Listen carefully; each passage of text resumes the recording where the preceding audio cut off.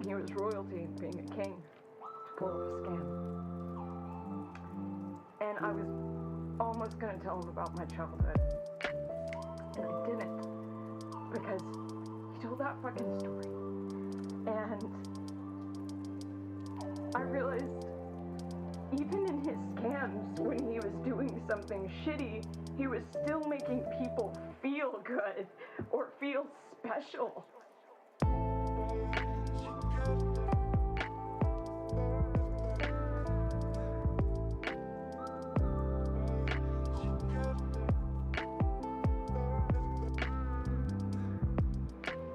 The town was being visited graced by his presence, by his royal highness. And I told him this story of ruining a couple's lives by extorting them because I fucking could.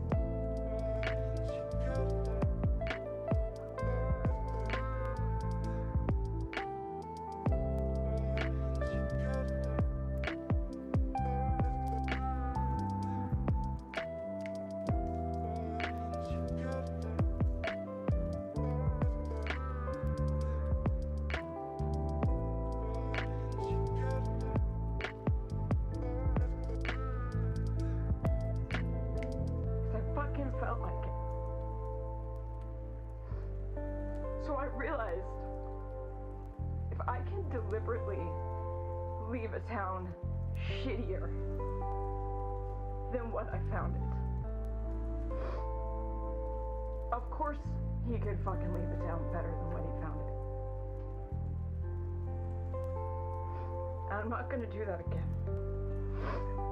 I'm not saying that, I'm gonna go up and be a fucking hero, but maybe we can equal out and I can at least not fuck any more shit up. Take baby steps towards leaving the town better thing. So that's the least I can do for him. And I'm gonna start with these fuckheads.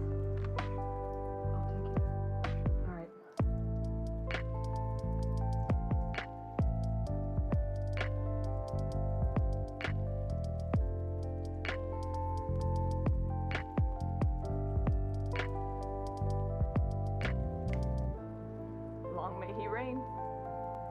Long may he reign. It's the best fucking shit I've had. Shine bright, circus man. You gonna keep looking? I don't know what I'm gonna do. I'll probably go on a nice drunken bender for a while, and then when I come to, I'll figure something out. Tonight, you want to stay with me?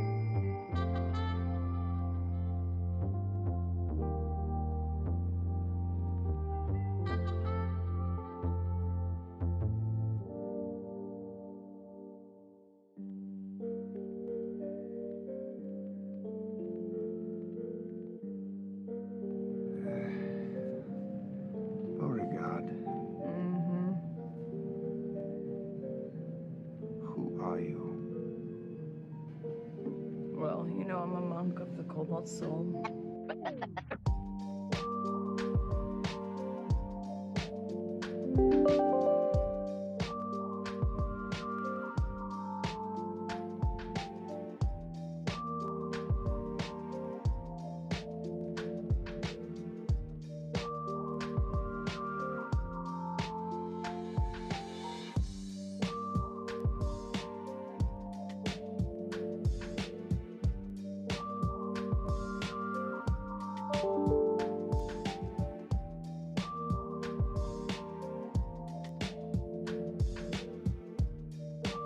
I never intended to be a monk of the Cobalt Soul.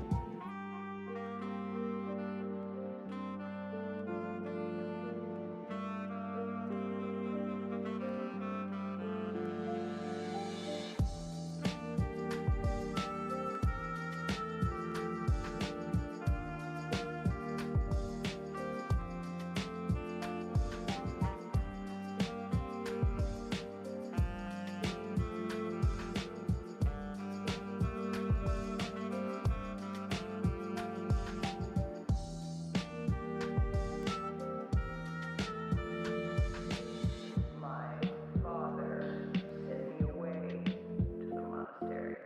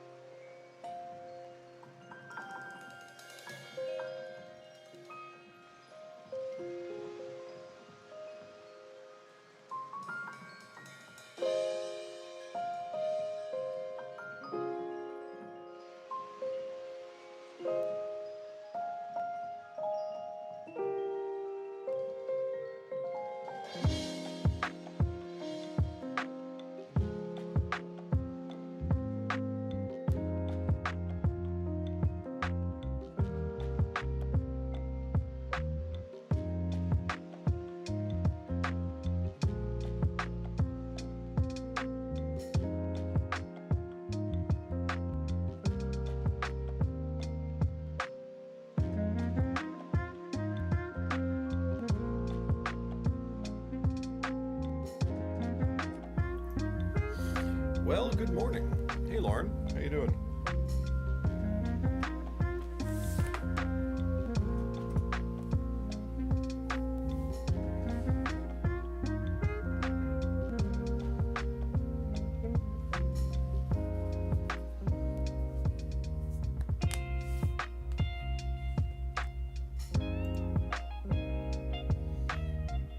Doing good.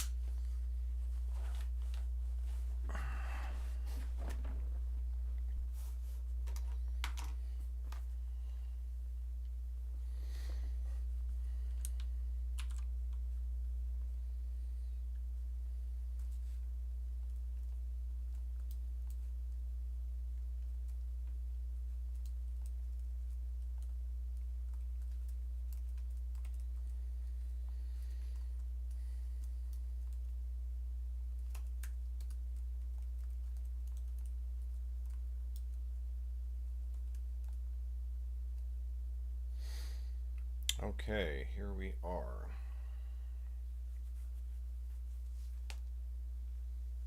Oh. Ooh.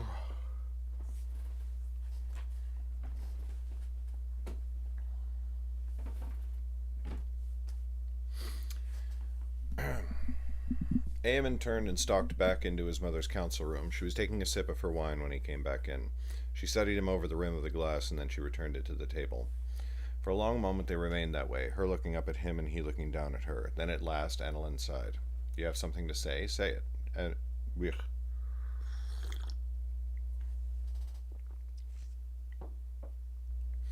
Eamon's jaw clenched. "Am I speaking with my mother right now, or my liege lord?"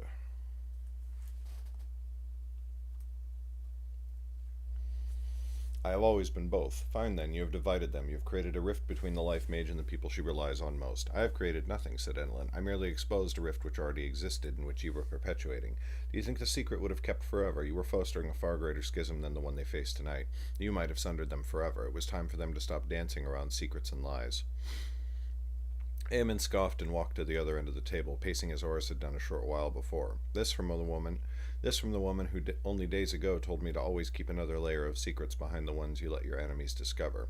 "You're not nearly foolish enough to believe your own words," said Annalyn. "These folk are not our enemies. Secrecy is a tool, Eamon. The truth is also a tool. The most important knowledge you will acquire in this life is knowing when to use which tool. If you use a saw when you are supposed to use a hammer, you will be a very poor carpenter." "A good thing I have no wish to be a carpenter, then," snapped Eamon. Annalyn's lip curled. "Enough. You are being petulant. I expect you at council tomorrow. You are dismissed."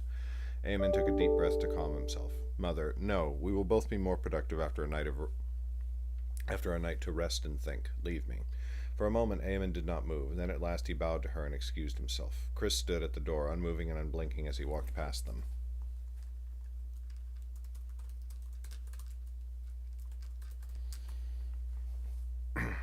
He wondered if they agreed with his mother, or if they felt a pang of sympathy they were duty-bound not to express.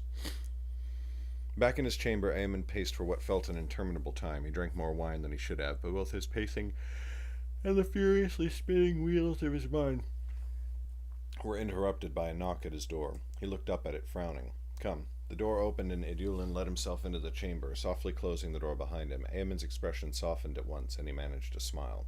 "Idulin, my faithful friend, it is good to see you, but why so late? I hope you did not wait all through that council."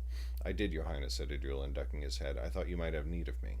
Eamon sighed. "I thank you for your diligence, but I do not know that I require any aid tonight, or rather I do not know if aid is possible." Idulin's mouth soured. "Your proposal was not accepted, then?" "It was rather roundly rejected," said Eamon, "and Her Majesty told the Drayden fellow that Sylvan was a mystic." "Sky above," said Idulin, his eyes widening. "Indeed," said Eamon. "It remains to be seen whether that rift can be repaired, or what now we shall do to bring Oris into her own." The chamber fell to silence for a moment. Then Idulin went to the bottle of wine and filled Eamon's cup before filling another for himself, which he raised. "A toast to your health, your highness. Whatever darkness may come, I am confident you are fit to face it." Eamon chuckled. "Your confidence warms my heart, even if I do not share it," but he joined Idulin in the toast.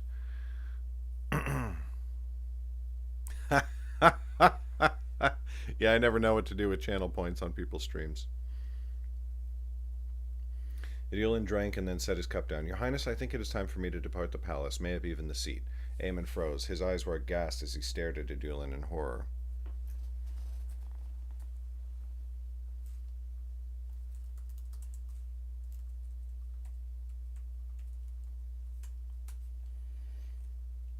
"You wish to leave?" said Eamon. "Whatever for? You are incredibly valuable here. Has your service to me proved too onerous?"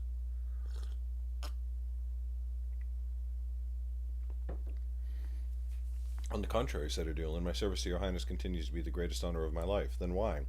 Idulin gave him a careful, piercing look. "You see, your highness, I wish to take a more active role in the coming conflict. Every day I hear reports of Her Majesty sending forces into the Birchwood to track down the Shades. My father, well, he is a lord in northern Selvin. The issue is close to home in a very real sense. In fact, a whole company of my father's troops are stationed in Garsek right now. I led them in the march there myself. I have been thinking that I might resume my command of them and march them into the Birchwood, seeking for the enemy as the High King's other forces are doing. It might be more useful than staying here on the seat, no matter the kindness of your highness's compliments." Eamon lifted his chin as he studied Idulin. "That is an interesting proposition," he said. "When would you want to go?" "Oh, quickly," said Idulin. "Rather immediately, in fact. If I am being honest, if your highness gave me permission, I should like to secure myself If I am being honest, if your highness gave me permission, I should like to secure passage for myself for first light, to sail with the tides. I would be gone from the seat before anyone would know I was gone, and reach Garsek by midday. From there I could have my forces ready to march into the Birchwood almost at once. They know of the High King's expeditions, and they have held themselves at the ready for some time. I have a vessel waiting at the docks for me, and only for me. It has plenty of bunks for other passengers, if there were any. Eamon stepped forwards and held out his hand. When Edulin took it, Eamon pulled him in for a one-armed embrace. "Thank you," said Eamon quietly. "It is my privilege and my honor," said Edulin. Eamon drew back slightly and met his gaze. "Hear me now. I think this course of action is for the best, but it is risky. I will accept the consequences of the High King's ire," said Edulin. "I do not mean that," said Eamon. "She will not be able to chastise you. She shall have to claim this plan as her own, or it will make her look weak. I speak not of the political ramifications, but the course of action itself. You are bringing our most powerful ally into danger. No one in the 9 Kingdoms is more important than she is." "Your Highness certainly is," protested Edulin. "Not to mention your I mean it, Edulin," said Eamon firmly. "Your loyalty is admirable, but it is misplaced. If it came down to my life or Oris's, I would throw myself upon the blades of our enemies without a moment's hesitation. You must keep her safe, at any cost." Edulin dropped his gaze. "I vow to you, here beneath the sky and in fear of the dark below, that I will let nothing happen to her." Eamon smiled and clapped him on the shoulder. "I believe you. If we fail in this, it will not be from any failure of the stout heart of Edulin of the family Steth." Edulin's cheeks flushed. "Thank you, your Highness. You cannot tell anyone that I had anything to do with this, though it disgusts me to say so. There are politics involved." "I would never, your Highness," said Edulin. "You have taught me better than that, and now I must away if we are to succeed in our aims." "Farewell, then," said Eamon. "May your road be one of safety, and your feet carry you like wings." "Certainly I shall fly with all speed, your Highness, but no safe road lies ahead of us." It took Oris longer than she wanted to find the crescent bulwark. She had hardly been let out of the tavern while they stayed there, except when they traveled to the academy, which lay in the opposite direction from the High King's palace. These streets were unfamiliar to her, and she had to ask many people for directions. She got lost more than once, but at last she spotted the familiar green and gold door and let herself into the common room. There was Flip, alone at a table as if he was waiting for her. He was leaning almost all the way over, his chest resting on the wooden tabletop while he traced a circle on the wood with one finger. 2 bottles of wine were on the table before him, and one was already empty. Oris sat on the bench beside him and reached for the other bottle. "Didn't buy that for you," said Flip, his words slurred slightly. "Dog take you then. Weak piss anyway." Oris flagged down a barman. "Your best brandy." He returned soon with a bottle and a glass. Oris sent the glass back and took 2 large swallows from the bottle before sucking a sharp breath in between her teeth. "You think that's impressive?" said Flip. "If you weren't so oafishly huge, that would knock you on your rump and I'd still be up." "We're to spend the night in the High King's palace," said Oris. "Like elves we are. I'm fine here."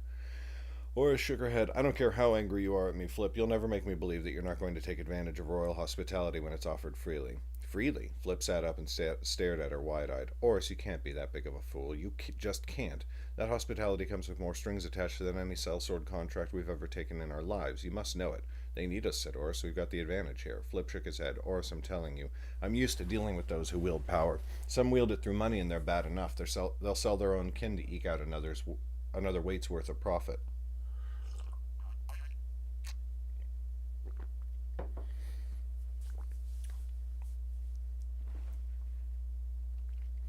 But those whose power doesn't come from coin are worse. You know there are merchant families richer than mine, but my mother—" His gaze went far away through the tavern's front door, and he wrapped his arms around himself. Oris reached out and laid a hand on his shoulder. "I know, Flip," she said. "I do." "You don't," said Flip, but his voice did not sound so harsh as it might have. "There are folk whose power come from another place. It's a threat of death and the promise of your dreams, both at once. It beats everything. You have to learn to see the blade behind the coin they offer you. Threaten someone's family, and there's nothing they won't do, no matter how much someone else is paying them." He turned his dark eyes on Oris. "They'll do the same if you promise to give their family back." Oris met his gaze. "I'm not some moonstruck child, Flip. I don't think finding my parents will fix anything." "Then why do you care? Wouldn't you?" Flip snorted and turned away. "I know my parents, and I can tell you that I often wish I didn't." "The stew always looks better in the next bowl," said Oris. "But Flip, before we met, I'd spent my whole life—" "And that's just the problem," said Flip. "They know that. Sylvan knows it. That's the gift she promises to give. And as long as you're focused on that, she doesn't have to brandish the threat." Oris frowned. "What's the threat?" Flip's gaze remained locked on the tavern door. "I suppose we'll find out if you refuse to return. You walked out. Sylvan didn't stop you. She doesn't want me, darling. She wants you." A little of his smirk remained as he glanced at her. "And to hire you as well." "Stop it," said Oris. Then for a little while she stood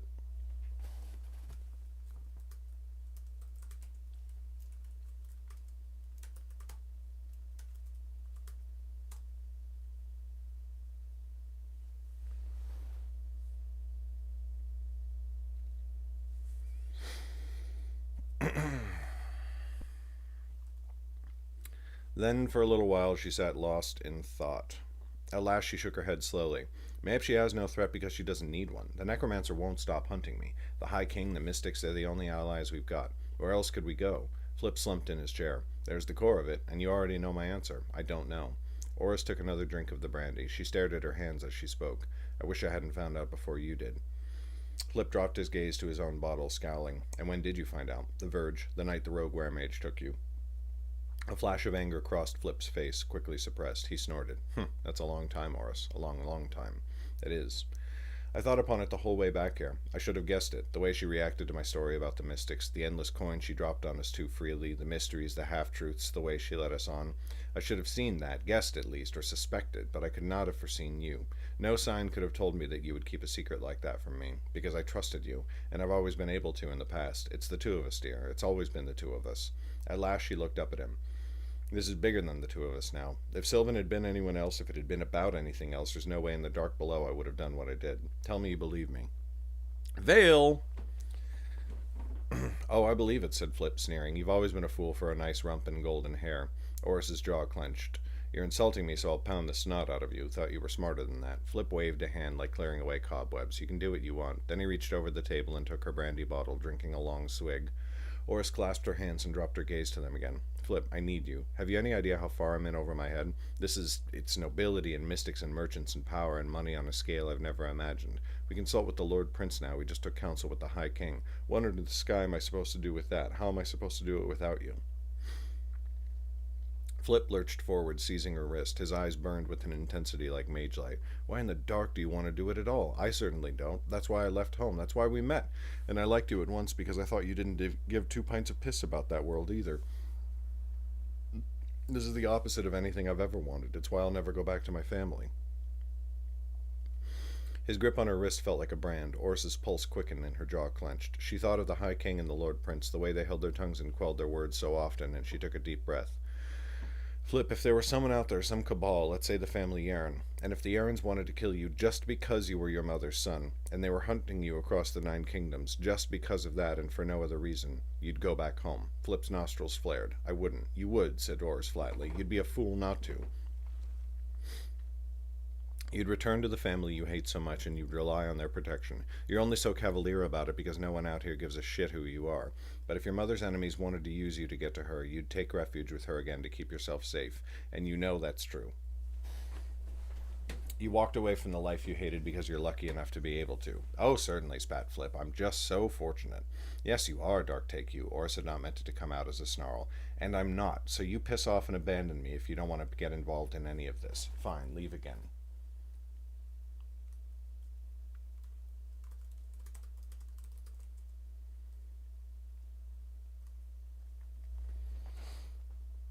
But I'm not your family, which you never chose. I'm your best friend, and you picked me, and I can't do this without you. The people who want to kill me, they're never going to stop, and it doesn't matter that I don't want to be who I am.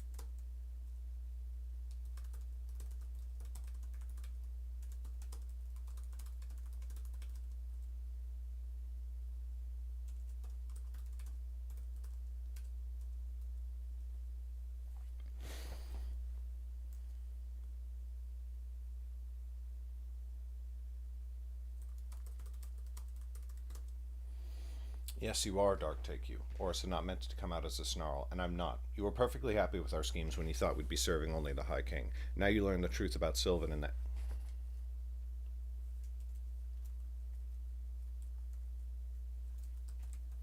Now you learn the truth about Sylvan and that you'll have to work with the Red Cloaks, and now it's everything you never wanted. It's the same game, you're only mad about the players, so you piss off and abandon me if you don't want to get involved in any of this.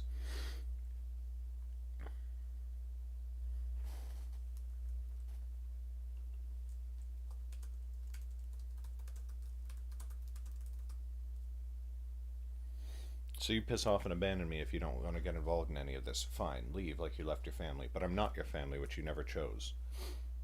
I'm your best friend, and you picked me, and I can't do this without you. The people who want to kill me, they're never going to stop, and it doesn't matter that I don't want to be who I am. But I'm just smart enough to know that the mystics and dark below, the High King herself, they'll all want something from me too. They may have better intentions for me than the necromancer does, but they'll all be trying to use me and who I am for their own ends. And if you're not with me, they'll do it. I'll be their tool, a puppet dancing on their strings at the carnival. So I'm asking you to stay because you're smarter than they are. When had the brandy bottle emptied? And the wine? Oris did not know, but now they were staring at the bottles because it seemed too mighty a feat to look at each other. Oris might have imagined it, but she thought that from the corner of her eye she caught a glistening in Flip's. He scrubbed at his forehead, but he might have swiped at his eyes on the way up. You should have told me, whispered Flip. Mayhap, said Oris, but then mayhap you would have convinced me to leave Sylvan, and then we'd both be dead, so mayhap not. Flip stared at the empty bottles, then he stood up slowly. Come on, he said. The High King must have better stuff than this swill. Oris rose to her feet. The floor seemed to buckle under her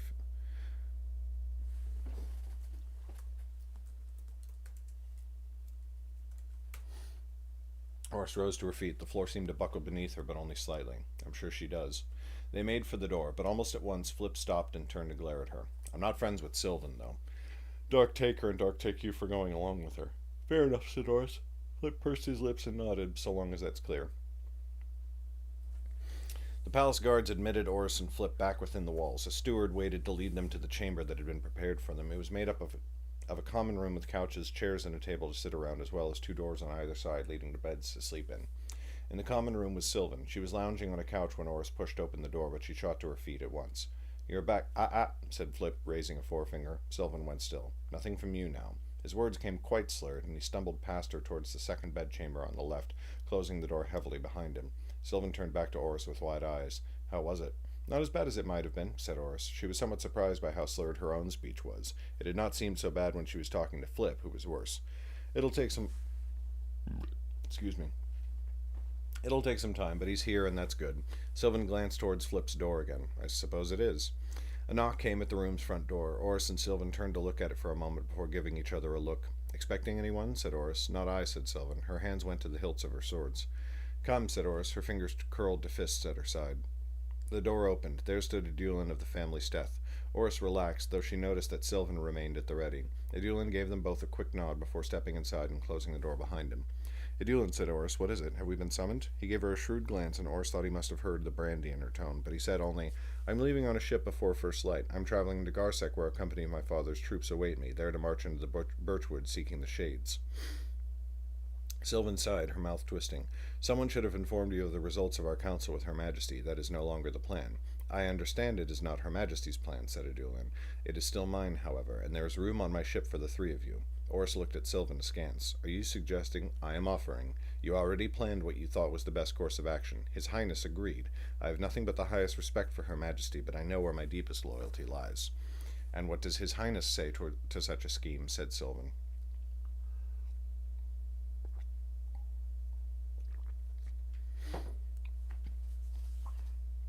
Edulin's mouth crept towards a smirk. The Lord Prince could never be involved in any such matters as these, he said. He could give neither his approval nor his blessing, nor could he be known to have known about it, no matter what he might say privately or what secret councils may have been held behind closed doors.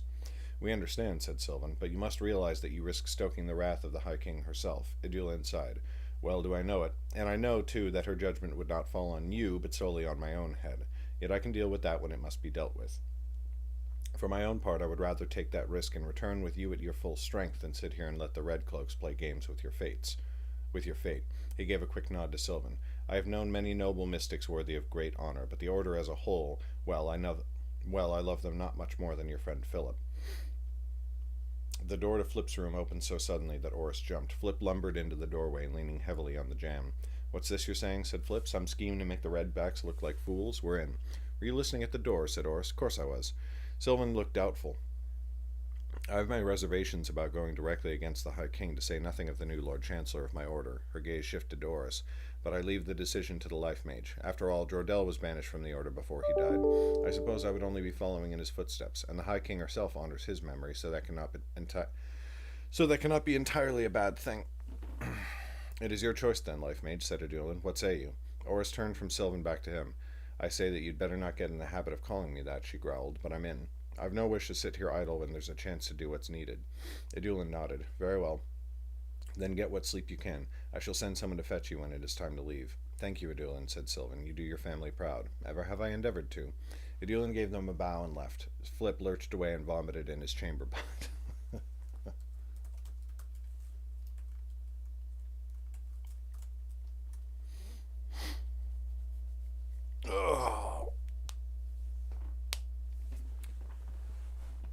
Aemon received a summons to the High King's chamber the next morning. When he arrived, she looked quite unhappy. And she dismissed her guards at once so the two of them were alone. It appears the Lifemage and her friends slipped out of the palace in the night, said Enelin without preamble. Do you know where they have gone? Aemon waited a long moment while he considered his response. Whatever else she is, Oris does not seem the duplicitous type. Therefore I can foresee no malice in her actions. Maybe she simply decided she knew better than your majesty, and she is heading off to enact her original plan. Would you like me to go after her and fetch her home? Of course you are not to risk yourself in that way, snapped Enelin. She took a piece of bacon from a plate on the table before her and chewed it. Quickly she rose from her chair and paced behind it. At last she stopped, gripping the back of the chair tightly. I will not ask if you knew of their plans, she said. I have no wish for you to confess to what might be construed as treason, nor would I force you to lie to me. Aemon wondered what he could possibly say to that. In the end, he chose to say nothing. You need to take this lesson to heart, said Enelin. When you sit the throne, you will have more power than anyone else in the known world, but your power will be eclipsed by your responsibility. What do you mean, said Aemon, frowning. The one is dependent on the other. They are not the same thing, said Enelin. There will always be things you cannot control. Even a High King's power is not absolute. The Lifemage and the Necromancer, for example, are not within my control, as is stunningly evidenced by this latest madness. But though my power diminishes in this matter, my responsibility does not. If Oris should die and our best chance at defeating the Necromancer vanishes, that is still my responsibility, though I am powerless to stop it. I will have to live with my failure for the rest of my presumably shortened life. The Lifemage's death will be part of my legacy, though I did nothing to instigate it and everything in my power to prevent it, and now it is your responsibility as well. I hope you are prepared to live with that. I think that I am, said Aemon. Do not think. Enelin's voice was acid. You had better be sure. A knock came at the door. They both turned to it as it opened, and Chris stuck their head in. The Dean of the Academy for Wizards to see you, your majesty. Enelin sighed and sat again, covering her eyes with a hand. I sent word for him to meet me this morning so I could tell him of Oris. Now I cannot, or you will have made me look a fool. I must invent some other reason to have brought him here. Aemon's brows rose. Tell him you invited him here for breakfast with both of us so that he can inform us how the Academy investigations are going. Enelin's scowl deepened. I told him it was a matter of the strictest confidentiality. Aemon could not entirely suppress a smile. Tell him I do not want to be seen with him or have anyone know I was in the same room as him. He might laugh. Get out, your majesty. But Aemon did not walk straight to the door. He went to her instead, taking her hand and bending down slightly to kiss her forehead. Enelin gave his hand the slightest squeeze before he left. Cute.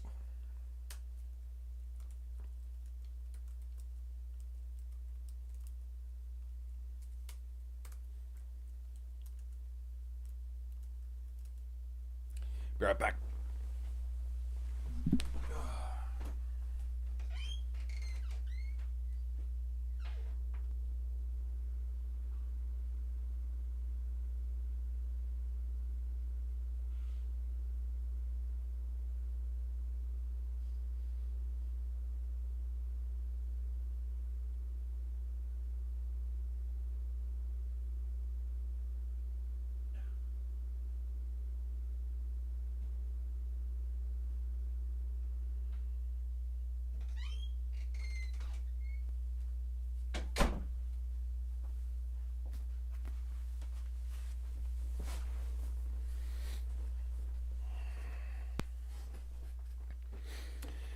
Chapter 19.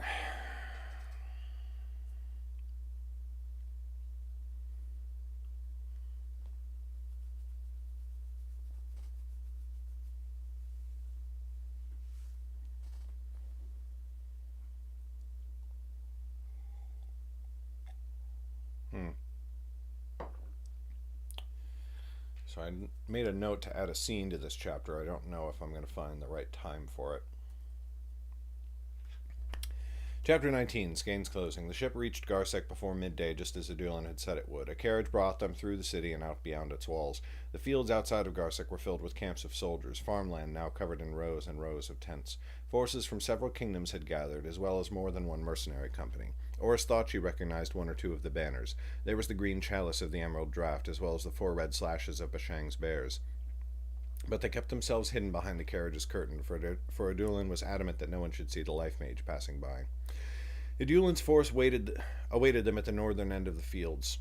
100 soldiers were gathered there. Oris, Flip, and Sylvan stepped down from the carriage, and Adulan made quick introductions to the captains and officers. Oris studied all of the soldiers arrayed before her. They looked grim and battle-hardened to a one. Adulan had told her that many had fought in the Battle of the Seat. Oh, nice, Vale. Yeah, best wishes for good news on the antibodies. Verbalize. What's that one about?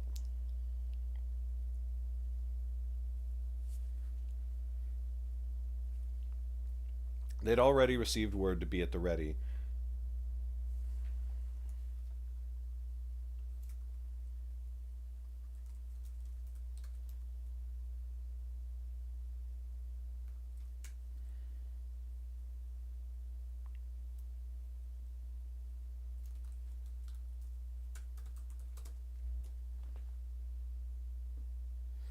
The company had received word to be at the ready, and so it was less than an hour before they marched north towards the Birchwood.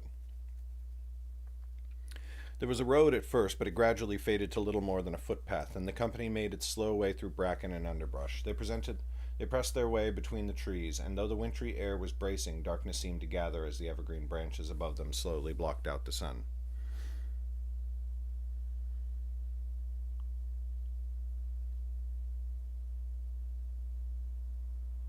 Huh.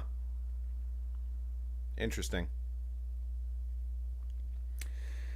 Days passed in the Birchwood without sign of any foe, or, for that matter, any friend. They were following in the path of previous companies sent by the High King, but there was no true trail to follow. They had only reports of others' travel here, and Adulan spent much time poring over maps of the area, trying to determine the next best course to take.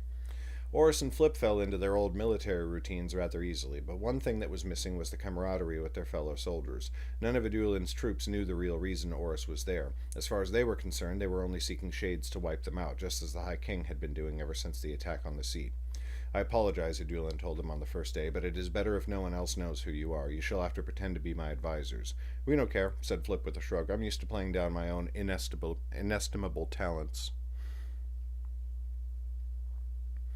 Language on the word level is crucial, so it's a bottom-up approach instead of a top-down from story to words approach to writing. Huh. Interesting. Oris rolled her eyes and shoved his shoulder, which sent him stumbling. The only thing that matters is finding what we came here for, she told Adulan. We'll say whatever we need to say. They came upon several villages deep in the woods. They were all small, most of them so small that they had no names. Many were abandoned. It was a chilling thing to walk through places that so clearly had once teemed with life, but from which everyone had fled with the approach of the enemy. Excuse me. Worse than the empty villages were the sites of slaughter. The Shades had not scoured the Birchwood entirely when they had marched on the sea, but they had stumbled upon many villages in the wood and put the inhabitants to the sword. Adulan's troops would find some buildings burned down each time, while others stood like silent monuments to the lost. Blood often stained the walls. In some of these villages the High King's forces had come previously, and they had given the inhabitants a proper burning, so that a great communal pile of ash lay just outside the village borders. But they came upon 2 such places where no troops had come before, and bodies littered the ground. It had been months now, and many of the bodies were rotted, though thankfully the chilly winter air kept the stench from being too bad. Carrion birds were plentiful in these places. Some wild animals in the woods had grown more feral on a gluttonous diet of human flesh, and they had to be driven off. At each village, Adulan's company took a day or 2 to gather up the remaining bodies and set them to the torch. Some villages gave them more hope. They would enter a place that seemed abandoned, the doors closed and the windows shuttered. But as they prepared to move on or went marching by in the woods not far away, the village's inhabitants would suddenly emerge, having recognized them as soldiers of the High King. A rumor of terror had passed through the Birchwood, and it seemed that all who dwelled there knew the Shades were about, and they hid themselves as best they could.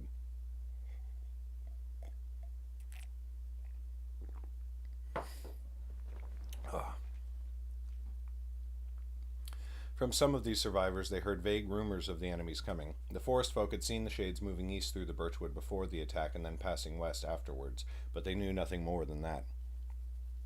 "How far do we mean to go?" said Flip one evening as they were building camp and setting a watch. "What do you mean?" said Sylvan. Flip glowered at her. Tensions between them had not eased during their journey through the woods, and Oris's hackles went up whenever the two of them spoke to each other. Rather than answer Sylvan directly now, Flip spoke only to Oris. "The birchwood spans Sylvan's northern border. Do we mean to cross the entire kingdom?" "We mean to find the shades," said Oris, "wherever they may be." "So have the High King's armies ever since the attack on the seat," said Flip. "How will our quest end any differently than theirs? Some of the troops who have been sent into the birchwood have never returned." "You seemed to think this plan a good one when we thought of it," said Oris.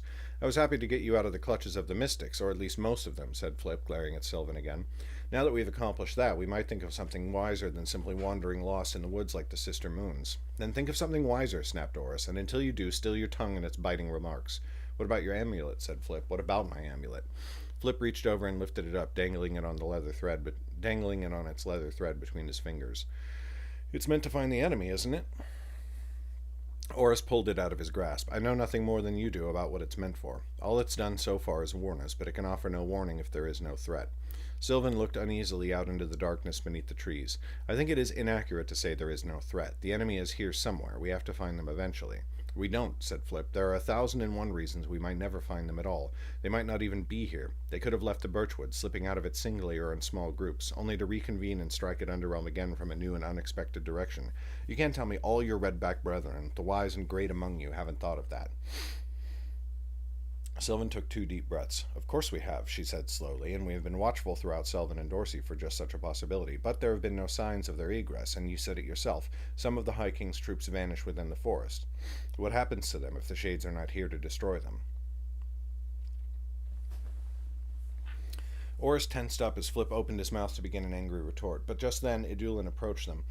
Oris and Sylvan stood to meet him. Flip remained seated on the ground, but at least he let his argument with Sylvan die for the moment. "Good eve, Idulin," said Sylvan. "Good eve," said Idulin. "I would have your counsel. Do we have anything new?" "You mean since the midday meal when last we talked?" said Flip. "Surely you realize that if we had learned or seen anything new, you would have known about it already." "Flip," said Oris, giving him a sharp look. Flip rolled his eyes and subsided. Oris turned back to Idulin. "We were just discussing that, in fact. We do not have any new ideas about where to go or what to do. Can you think of any better course for us to take?" "I have never been the cleverest of advisors," said Idulin, "but my troops and I are willing to carry on the hunt as long as we must to find what you need, and your diligence is appreciated," said Sylvan. Idulin gave her a smile, though it looked slightly wan.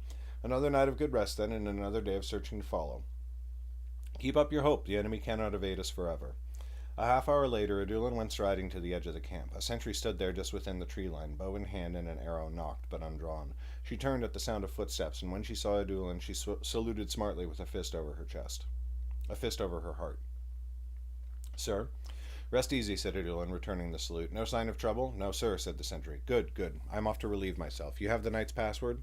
"Third tower. Give your call from a good distance, if you please, sir. I dislike the darkness beneath the trees, and I would hate to mistake you for an intruder. Your caution is commendable, and I will match it." Idulin gave her a final smile and set off into the trees. When he was well out of sight of the sentry and the glow of the campfire was only a faint glimmer between the tree trunks, he had himself a piss. But no sooner had he finished than a branch cracked in the trees not far off. Hurriedly he finished putting back his belt, and then he whirled with his sword drawn. 2 figures stepped out of the woods. The moon's light now shining from above barely illuminated their gray clothes and blue cloaks. Idulin sighed with relief and sheathed his sword. "Thank the sky. I worried you were a bear or a pack of wolves." One of the figures stepped forwards. He threw back his hood, revealing a careworn face and a bald head, though he looked somewhat too young for either. Idulin did not recognize him. "We came as quickly as we could." "Did you?" said Idulin in irritation. "It seems to have taken an eternity. What delayed you in finding us? Messages take long to travel through the birchwood. Those of us who remain are in hiding, only striking when it is safe." "Well, never mind that," said Idulin. I have her.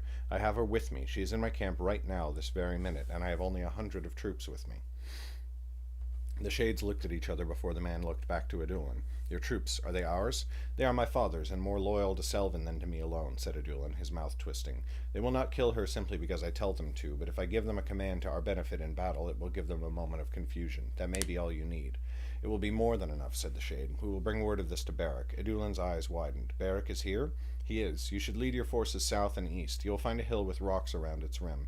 The locals call it the Giant's Crown, and it looks the part. The attack will come there. Be ready when it does. Once we have the rest of them occupied, you should strike down the Lifemage at once. Idulin gave a bark of laughter. Are you mad? She has a mystic bodyguard who watches her like a hawk, and her friend the wizard does the same. No one gets within a pace of her, not even me. No, I will lead them to the crown, but I will be up to you to bring down the Lifemage. I will help in the fight only if I am absolutely sure it will not cost me my own neck. The Shade frowned. The Lord does not love a coward. Captain Beric loves them even less. Idulin stepped forwards, fury curdling his face. You call me a coward? You could never do what I have done, never perform the service I have given our father. Over a decade have I spent worming my way into the heart of that simpering princeling in the palace. I was not even a man when it started, and since then I have lied to his face and his mother's, and they have held not a whit of suspicion. Every day I have walked through their halls, knowing a dagger is ready to plunge into my heart if they should even suspect me. Only a handful of our brethren could do what I have done, and I will not be called a coward for it, by you or anyone. The Shade's expression remained stony. We will see if Captain Beric agrees with your impassioned oratory. Somehow I do not think so, but we shall tell him what you have said. Good, snapped Idulin. Then run along and carry my words. I must return before the guard wonders if I am pissing blood. The Shade's mouth twisted. He pulled up his hood, and then he and his companions faded away into the woods. Idulin hurried back to the camp, slowing his pace as he approached the outer edge. Third tower, he called out. The sentry lowered her bow. Thank you, sir. The darkness grows thicker. We have nothing to fear from it, said Idulin, smiling and clapping her shoulder. Not while we have stalwart fighters like you to stand against it. Beric was in a foul mood, but that was not uncommon these days. For 3 nights he had been lurking in a dead village. The Shades had put its inhabitants to the sword months ago when they first came east to attack the seat. Now it was like a hollow shell, and he a crab who had taken it for his own residence, but found it too small to contain him. It was not long after dawn when 2 messengers approached him from the trees. They came swiftly, and after his guards challenged them and received the password, they drew back their hoods. Beric recognized Raloran, a young man but already balding, and his lover, Dasan, a quiet lad but vicious in a fight. Hail, Raloran, growled Beric. Tell me you have brought me something interesting. I have, Captain, said Raloran. He was out of breath, as though he had run all the way here. Beric's pulse quickened. She is here in the woods now, less than a day's march away.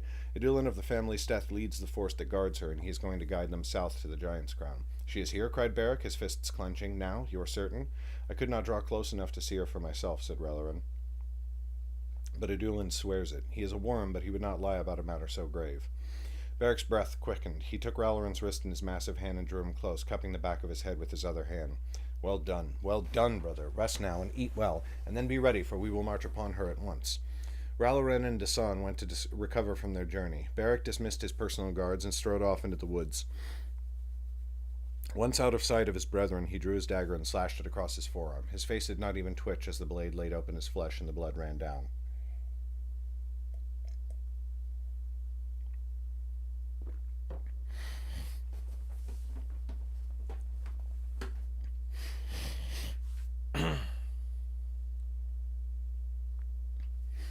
Soon he felt it, the connection, the magic swirling through his form through the tattoo on the back of his neck.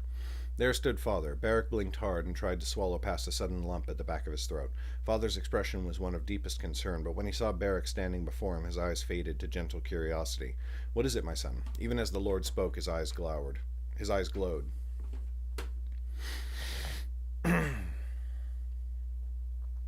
Beric felt the magic flowing through him, banishing the death and pain clustered around his wound, allowing it to seal itself shut as though it had never been harmed at all.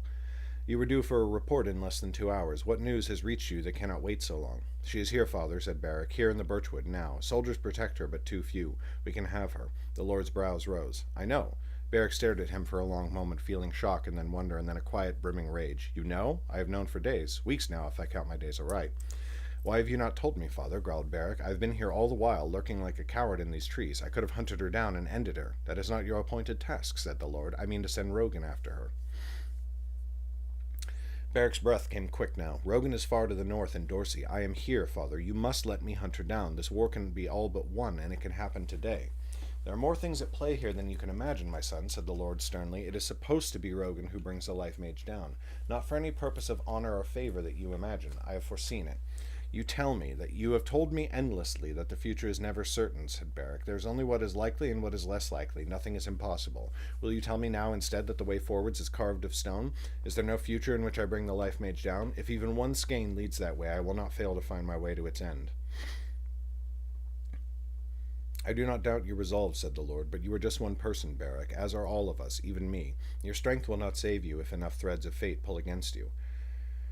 Then you are like the old king, spat Barak. You do not offer me my freedom. You mean to dictate to me what I can and cannot do, where I can and cannot go. My own wishes are nothing. I am a tool at your belt, not a free person with my own will. I thought better of you. It seemed like the vision of the Lord before him swelled, as the attendant had done days ago. The Lord's modest frame swelled to dwarf Barak, and his eyes blazed with an evil fury like dark fire. Bared teeth shone like a skull's behind twisted and wrathful lips, and a growl slipped from between them of its own accord. But now Barak stood firm, his shoulders squared and his hands balled into fists at his side. He met his father's gaze unflinching, and his eyes blazed with a fury just as bright. The Lord paused, and then into his eyes came a profound sadness mingled with shame. He passed a hand over his eyes, and it was as though the wrath had never been. His form diminished. I am no king, Barak, said the Lord. Good morning, Bodegazilla. Hello. I am no king, Barak, said the Lord, only a father worried for a beloved son, but you shame me with the truth. I will not deny you that which you believe you desire. Barak's eyes shot wide. Then I may hunt her? You are your own person, said the Lord. You may do as you wish. I have advised you, but I will not forbid you. But I will give you one final warning. If you mean to take her, you must do it quickly. The Lifemage has been beyond our reach for a long while now. In that time she has been studying her power. It is not yet entirely within her command, but she is close upon the truth. If she masters herself, you will be in grave danger.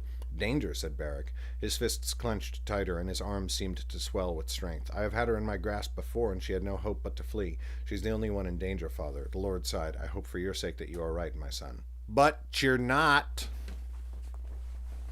But you didn't.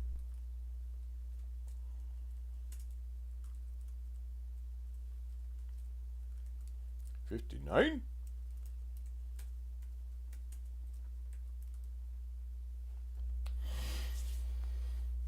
Ugh.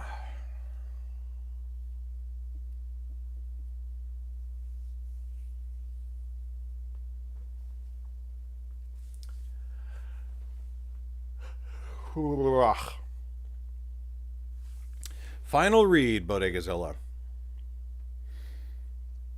Final read through, then I send it off to proofreaders.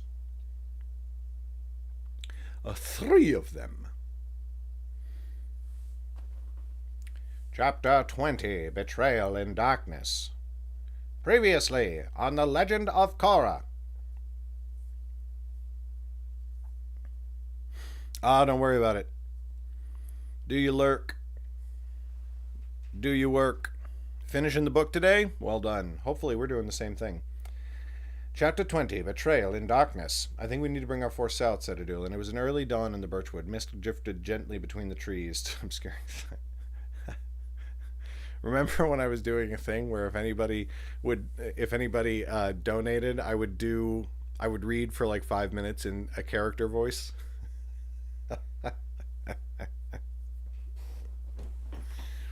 Well then, get it done, Bodegazilla.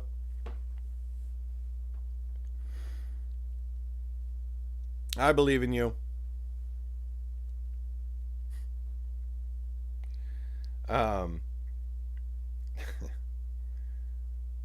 Early dawn in the birchwood. Mist drifted gently between the trees, obscuring sight more than the shadows of the boughs, at least until the rising sun burned it away. No.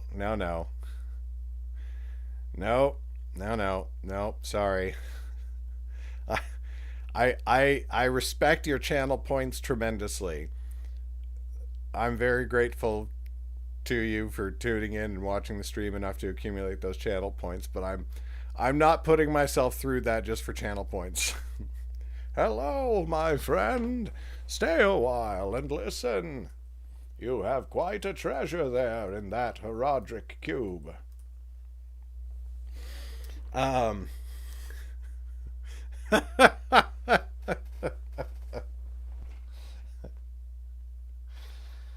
Oh, boy. As they sat around the small campfire eating, they were silent, staring into the flames. I will do.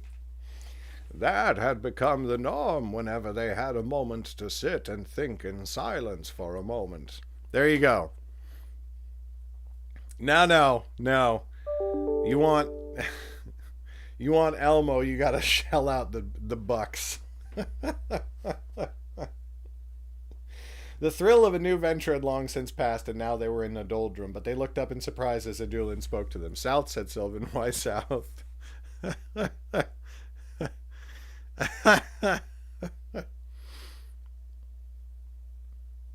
Oh, thank you for the moment spot.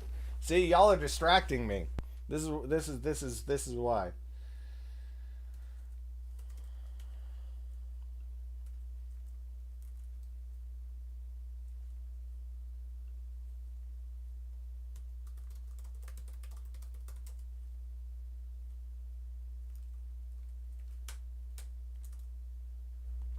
That had become the norm whenever they had a moment to sit and think in silence.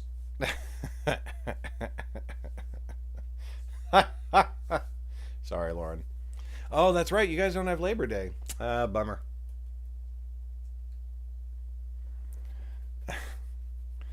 You have quite a treasure there in that Herodric cube.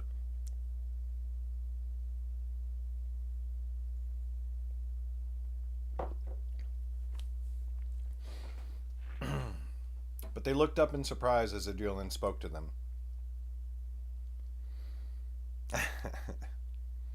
Oh, that was last week for y'all? There you go. Thank you, Vale. I do my best. My pocket as a voice actor is definitely old man. Like, I'm best at Deckard Cain, Gandalf, you know, that sort of thing. Also, I slip into Americana pretty easily, as opposed to most of the what would you call it, the United Kingdom plethora of accents. Where am I? South, said Sylvan. Why south? We are plunging through the heart of the birchwood, said Adul, and it is too much ground to cover. No matter how we spread ourselves, no matter how we scour the woods, we cannot hope to explore more of this place than all the forces the High King has summoned to cleanse it. Yet we may fare better on the border. The Shades must have forces arrayed along the north and south of the birchwood to keep watch for any of the High King's forces who may encroach upon them. We stand a better chance of discovering those sentries than we have of stumbling upon wherever the Shades are hiding. Late August bank holiday. Nice.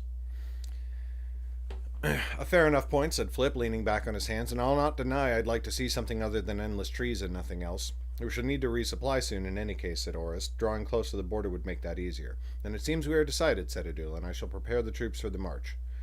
For 2 days they made their way south through the woods towards Selvin. Now that they had a direction, all the soldiers' steps came livelier, and their speed increased considerably. It was something Oris and Flip had often seen as sellswords. Any plan, no matter its quality, was better for morale than interminable wandering. Excuse me. On the third day, there was a call of alarm from the force's western flank. Sentries there sent up a cry. Around Oris there came the sound of many blades unsheathing. Sylvan and Oris drew their own weapons. Flip's eyes began to glow as he held a globe of fire in his palm, and he slid out his long dagger. There was a small commotion through the trees. Oris tensed and began to move that way, Sylvan and Flip at her side. But then came a cry of peace. Soon 2 of Adulin's soldiers appeared. Between them, they were escorting a woman. Both men had to help support her, for she looked thin and wasted, and her feet kept slipping out from under her. Her hair was wild and matted with dirt and sticks, and her eyes shot in every direction, searching for danger. Here now, said Adulin, coming forward at once. He dropped his pack and pulled a blanket from it, wrapping around her shoulders before looking to his soldiers. Where does she come from? West, sir, said one of them. She came running from the trees. Adulin took the woman's hand. At first she shied away from his touch, but after a moment her eyes focused on him. Be at ease, said Adulin gently. Whence have you come? My village, said the woman, her voice shaking. They came. They killed everyone they could. Adulin glanced at Sylvan and Oris before returning his gaze to the woman. Who did? Did they bear any colors? Blue and gray, said the woman. Her voice began to rise, cracking every few words. The rumor of them. We have heard tales, but we thought we were safe. We thought they were north. Sylvan came forwards. Gently she placed a hand on the woman's shoulder, guiding her to sit upon the ground. The woman started to shake harder, the thrill of her flight slowly seeping from her, leaving behind it only weakness and terror. You are safe now, said Sylvan. You escaped. We are servants of the High King, here to find these traitors and end their terror. Can you tell us where your village stands? It no longer stands at all, said the woman. Again her voice broke. They burned our homes. Now she started to weep, and her voice became a high, keening wail. Oris looked around nervously, hoping no enemy was close enough to hear it. They took the children. They cut us down while we fled. A great brute led them. He laughed as he did it. My wife, Sky save me. Her grief, long held at bay, struck her at last. She fell forwards, curling over her own lap. the blanket sliding down her back. Her hands clutched at her shoulders, and she lost herself in wailing and weeping. Sylvan put a gentle arm around her shoulders and looked up to the rest of them. Her jaw was like iron, but her eyes were as dangerous as southern ice. "We have them," she said. "A great brute," said Flip, "one of the Shadeborn." "So it seems," said Adulin. "But if we wish to catch them, we shall have to depart at once. There is no telling how long they will remain in the village." "Leave someone to see to her safety," said Oris. "Better yet, leave two." Adulin frowned, and Sylvan dropped her gaze. Flip looked uncomfortable. "We don't know how many of them there are, Oris," he said at last. "We may need every blade we have." Oris's gaze snapped to Adulin. He flinched and then sighed. "You were right, of course. We cannot leave her alone like this." He gave a sharp whistle and held up two fingers. "Enzo, Zaira. Stay with her until she is ready to move. Then bring her south with all speed, and find the nearest town you can where she will be safe." Two of his soldiers came forth and nodded. Sylvan gave the woman's shoulder one last squeeze and then stood. "Double march," said Sylvan. Hidden in her voice was a rage that almost frightened Oris. "I want to find that village before day's end. For the first time we are the hunters, and I will not let us lose this quarry." That's not true.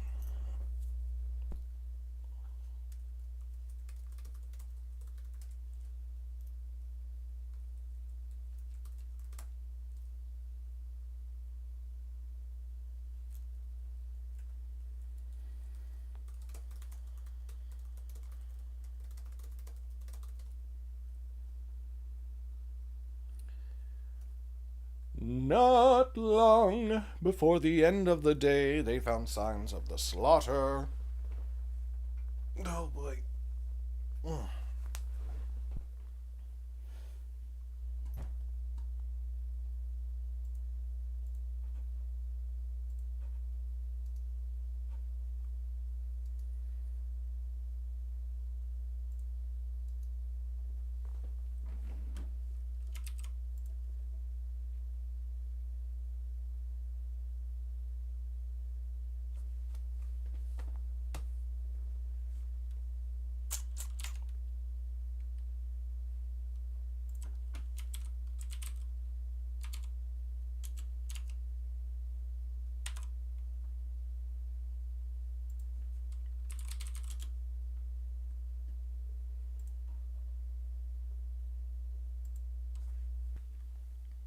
The woods cleared, and in the open space there rose a great hill, towering over the trees all around. It culminated in a great wide curve, like the crown of a balding man. Around the lip of it were many large broken stones, like a crown. Lots of things are like a crown here, aren't there? Aren't they? Dang.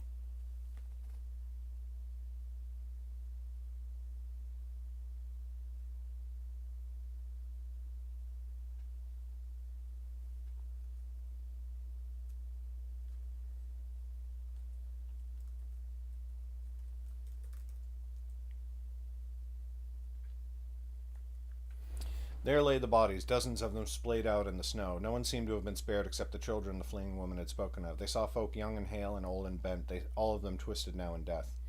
"Spread out," called Adulin. "Search for signs of our foes leaving this place and find out where they went." Some squadrons of his soldiers rushed to obey his command. The remainder drew together atop the hill, searching for any survivors. There were none. "Where's the village?" said Flip. Oris turned to him with a frown. "What village?" "The woman who found us," said Flip. "She said her village was attacked. There's no homes here, only bodies." Oris's frown deepened. Sylvan turned to her. "Let us join Adulin's men in searching for signs." They ran down from the crown of the hill and circled its base in opposite directions. To the west end they met each other, and by then both of them wore troubled looks. "Many tracks," said Sylvan. "I found the same," said Oris, "all of them heading away from the hill, only to circle back around straight towards it." "Why were they moving in this one area so much?" said Sylvan. "There's a stream to the west," said Oris. "They could have used it to hide their trails." Sylvan's eyes widened. "The blood," she said, her voice scarcely more than a whisper. "What blood?" Sylvan seized her arm and dragged her back to the top of the hill. She fell into a crouch and began stalking around the ground, inspecting the bodies. Oris followed her, concern mounting in her breast. "Sylvan," said Oris, "what is—" And then she saw it. Many bodies, all of them dead, hacked open in the most violent and terrible manner. And no spatters of blood. No red staining the white of the snow all around. None but what had dripped from the bodies. These people had not been killed here. They had been brought here.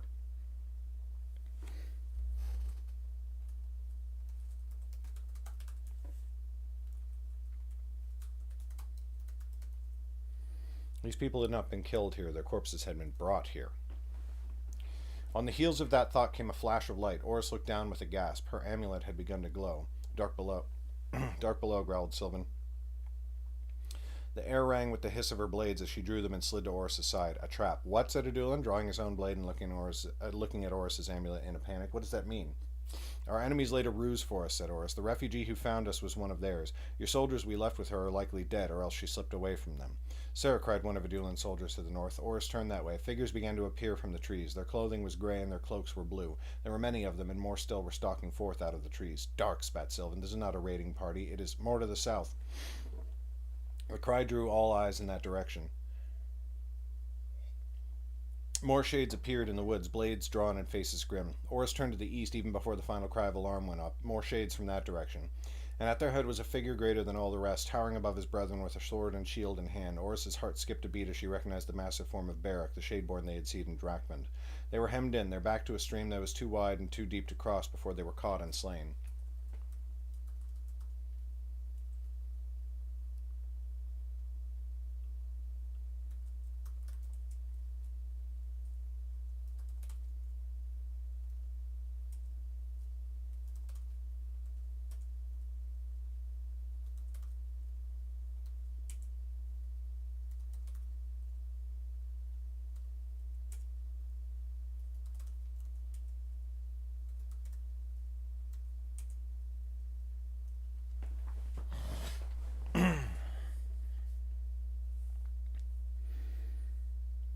Blood and fire, muttered Flip. They've got us, haven't they? Sylvan turned to Adulin. Oris must escape this place. Whatever else may occur, she has to get away. The rest of us might have to fight a last stand to make that happen. Dark take that notion, said Oris. I'm not leaving. Dark take it indeed, said Adulin. I'm not dying for her. There was a moment's incredulous silence. Then Flip turned to Adulin with wide eyes. You dark-taken piss-stain, he spat. You betrayed us. What? Said Adulin. How dare... What are you talking about, Flip? Said Oris. Flip did not answer her, but turned on Adulin instead. His eyes glowed, and twin globes of flame sprang into his palms. Adulin yelped and fell a step back. Two of his soldiers stepped between him and Flip, their eyes grim. Are they deep in your counsel, or are they merely fools? Snarled Flip. Explain yourself, Philip, said Sylvan, but her eyes never left Adulin. All this business of coming out into the woods, said Flip, you orchestrated it, and then you told them where to find us. For what price? A guarantee of safety and a place in the enemy's court? For that you betrayed us? You betrayed the Lord Prince? And what of your own soldiers? You would let them die here today as well? The two who had stepped between Flip and Adulin lowered their blades slightly. One of them gave an uncertain glance over her shoulder at her lord. Adulin began to sputter. You have no... His eyes darted left and right. Suddenly Oris saw it. She knew. Flip was right. Oh, dark take it, growled Adulin, and he plunged his sword into the back of one of his guards. While the rest of them could only stare in shock, Adulin fled, plunging towards the line of shades to the east. Not today, snarled Flip. He stretched out a hand, and lightning arced from it, lancing through the air towards Adulin, and then the lightning stopped in midair, curving to slap impotently into the ground. Adulin shoved his soldiers aside.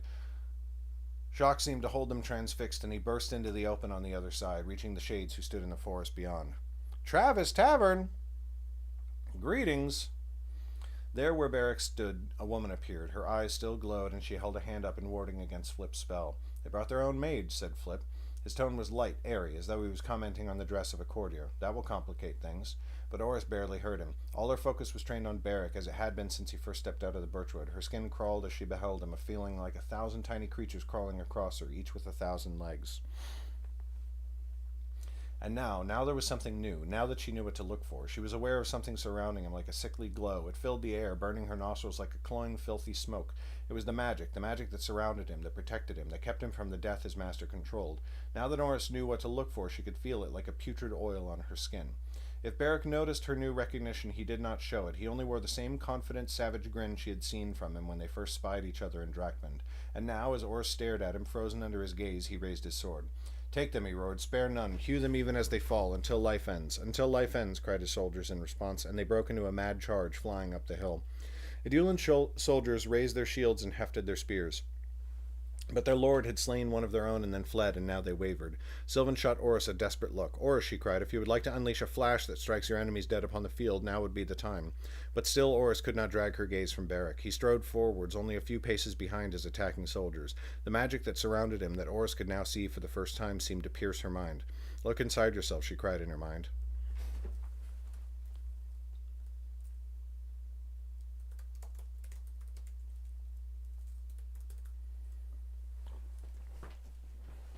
Find the magic to answer him. It's what you came here to do. There was nothing, no magic, only the same pit in her stomach she had felt the first time with Enfil near Brillig, and then again in Drakmund. Only now it was no pit but a chasm, a yawning gorge of dark and nothing. The sky above, he is going to kill me. He is going to kill us all. I'm going to die. I don't want to die. I can't, she croaked. The weakness in her voice terrified her and filled her with shame. I don't know how. There's nothing inside me, only emptiness. Sylvan looked at her in shock. Then she turned to Flip. This was a mistake, fed by Adulan, I do not doubt. We have to get her out of here. Flip's eyes were ablaze, as bright as Oris had ever seen them. His hands twisted, but nothing came out, and Oris knew he must be trying to hold off the efforts of the Shade's wizard. I'll have a suggestion, he said through gritted teeth. Their witch is keeping me from doing much. Sylvan turned, her warlock... Oh, this is a great idea. Nah.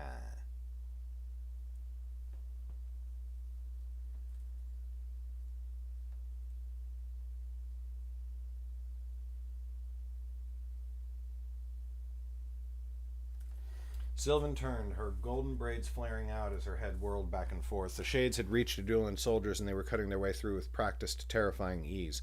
And still Beric approached. Approached.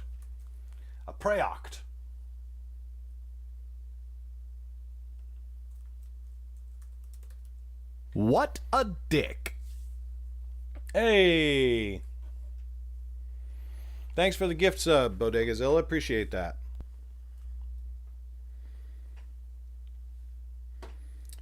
There's a light. Then a light came into Sylvan's eyes. Oris saw it, and it cut through the terror and the emptiness, giving her a glimmer of hope. Sylvan turned to Flip. There's a stream to the west. I saw it, growled Flip. It's too wide to cross before they catch us or shoot us. No, you fool, said Sylvan. A roof.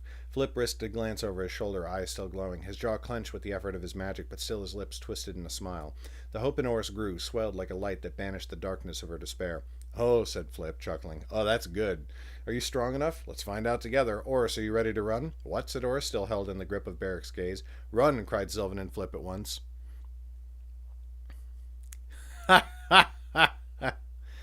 Okay, I'm a man of my word. I need some sort of timer.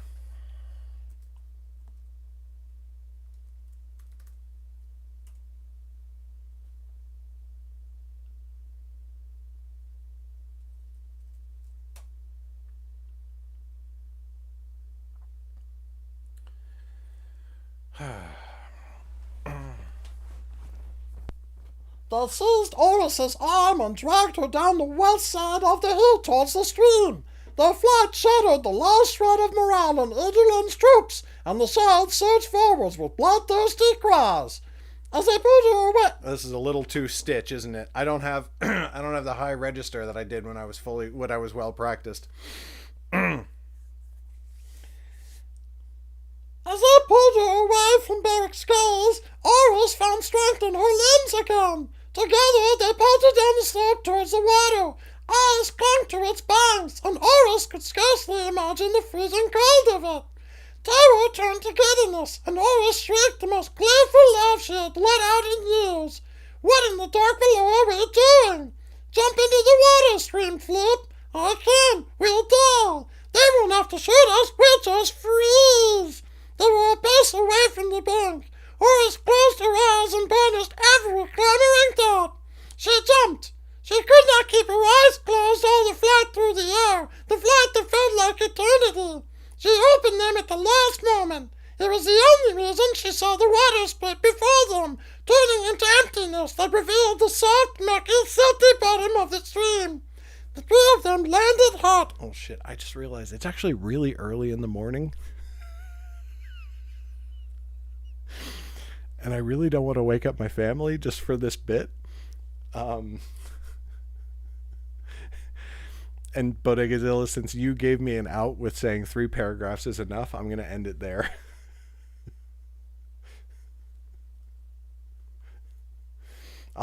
I'll give you the other 3 minutes another time, or later when my whole family's already woken up. I can just picture Megan walking in the office being like, what the fuck are you doing?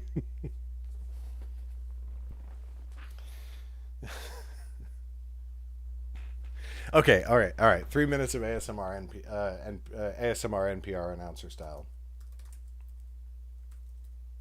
Nope. There we go. She jumped. She could not keep her eyes closed all the flight through the air, the flight that felt like eternity. She opened them at the last moment. It was the only reason she saw the water split before them, turning into emptiness that revealed the soft, mucky, silty bottom of the stream. The three of them landed hard, sinking halfway up their calves into the bottom of the stream. A lot of bottom of the stream here, isn't there?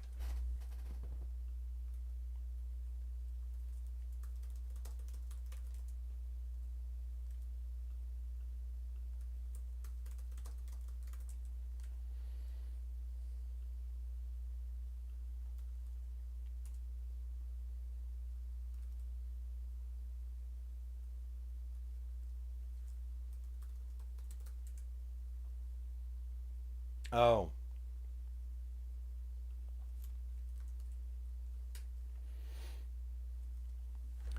The three of them landed hard, sinking halfway up their calves. It had been Sylvan's idea, and of course Flip's magic, so the two of them were expecting it. They each fell to their knees. Oris fell flat on her face, mud caking her front.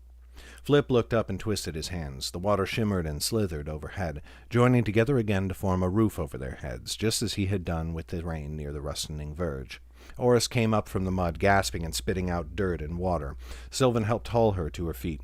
All three of them turned their heads towards the roof.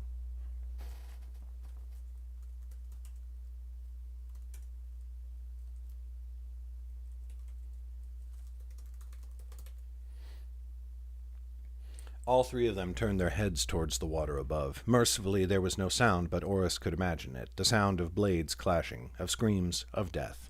"They're going to die," said Oris. "All of them." "They were going to die no matter what we did," said Sylvan. "At least we saved you." Oris could not answer. She turned her face away from the thin glow of sunlight through the water. Hey, what's up, Swiftness? Apparently today I'm taking subscriptions and donations to read in various voices. Right now I've been paid to do the ASMR NPR radio voice. "Come," said Flip. "I don't know how long I can hold this. We need to get as far as we can before I lose my will." He began to run off south, and Oris and Sylvan were forced to follow him. The water shifted around them, swirling and splashing, and together they sped off into the darkness, far from the sky. All right, we got 15 seconds left. Chapter 21. Lights burned low. They emerged from the stream a long while later. Flip split the waters above them, and they scrambled up the muddy west side. Oris's heart felt ready to give out. All three of them collapsed upon the ground, dripping wet, filthy with mud, and heartsick. There we go. All right. Thanks again for the subscription, Bode. You, as always, are awesome. The gifted sub, I should say.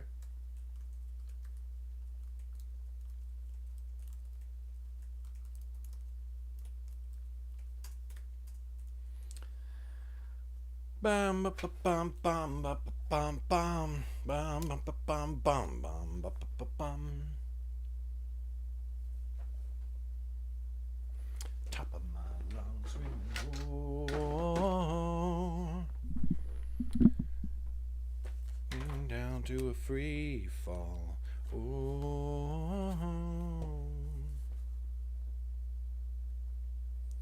I'm sitting on top of some sunshine.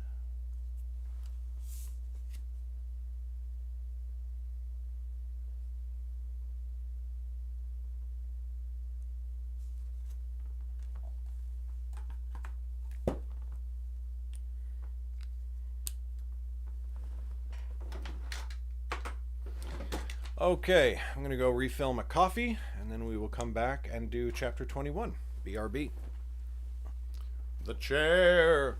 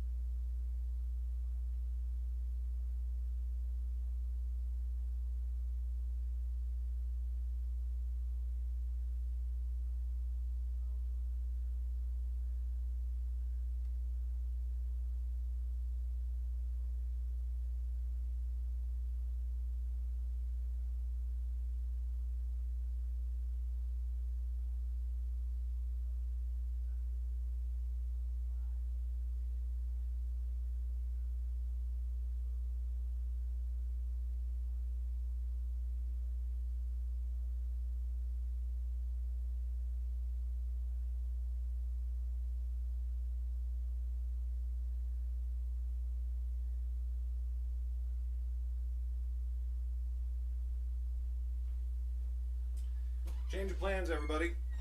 My wife just reminded me that we have an appointment this morning and we have to leave at 8. So we have to wake the kids up and everything like that. So I have to actually end stream. And so the timing actually turns out to be kind of perfect. But yeah, who is streaming? Who are we going to raid?